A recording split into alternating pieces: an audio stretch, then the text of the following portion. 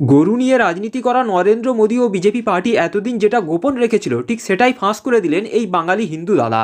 এই বাঙালি হিন্দু দাদা নরেন্দ্র মোদী এবং বিজেপি নেতারা গরু নিয়ে ঠিক কী কী কাণ্ড ঘটিয়েছে সে সমস্ত তথ্য ফাঁস করে দিতেই নরেন্দ্র মোদী এবং বিজেপি নেতারা এখন মহা বিপদে পড়ে গেল।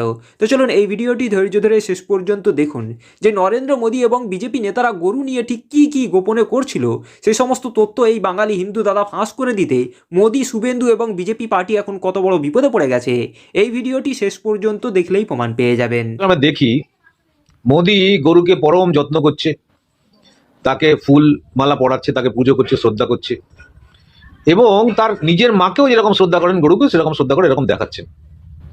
অথচ এই মোদির সময়ে গোমাতা হত্যা বন্ধ না করে গোমাংস রপ্তানিতে বিশ্বের মধ্যে দ্বিতীয় স্থান অধিকার করার পরেও যেন গোমাংস রপ্তানি আরো বাড়ে, সেই জন্য হালাল সার্টিফিকেট, গোমাংসের উপর জিএসটি তুলে দেওয়া, মানুষ এগুলো বোঝে না।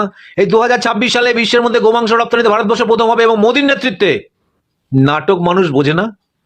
এসব নাটক করলে তুমি বিহার, উত্তরপ্রদেশ মানুষকে বোঝাতে পারো, তুমি মধ্যপ্রদেশ, গুজরাটের মানুষকে বোঝাতে পারো। এই জন্য সাবধান মোদী, সাবধান বিজেপি, আমরা পশ্চিমবঙ্গে তোমাকে দাঁত ফোটাতে দেবই না।